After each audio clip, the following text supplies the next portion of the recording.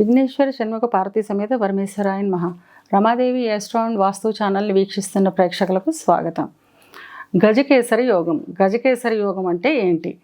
గజకేసరి యోగం ఉన్నవాళ్ళు ఎలా ఉంటారు? అసలు ఆ గజకేసరి యోగం ఉన్న పిల్లలు పుట్టిన ఇంట్లో ఎలా ఉంటుందో కూడా తెలుసుకుందాం. గజకేసరి యోగం అంటే చంద్రుడు గురువును బట్టి మనకి గజకేసరి యోగం ఏర్పడుతుందన్నమాట.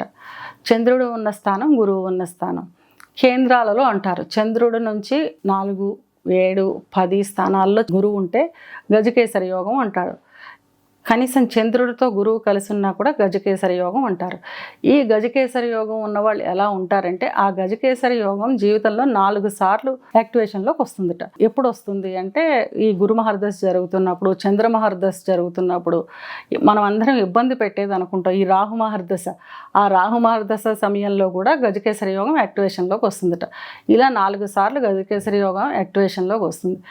అసలు ఈ గజకేసరి యోగం ఉన్న పిల్లలు పుట్టినప్పుడే తల్లిదండ్రులకు కలిసి వస్తుందట. ఎందుకంటే గజకేసరి యోగం ఉన్నవాళ్ళు జీవితాంతం లేదు అనేది ఉండదట. ఈ గజకేసరి యోగం ఉన్న వాళ్ళకి వాళ్ళు అనుకున్న ప్రతి మాటని సంపూర్ణంగా సాధించుకోగలుగుతారట. వాళ్ళు ఏది కోరుకుంటో అది జరిగి తీరుతుందట. ఇంకా ఈ గజకేసరి యోగం యాక్టివేషన్లోకి వచ్చినప్పుడు ఎలా ఉంటుంది?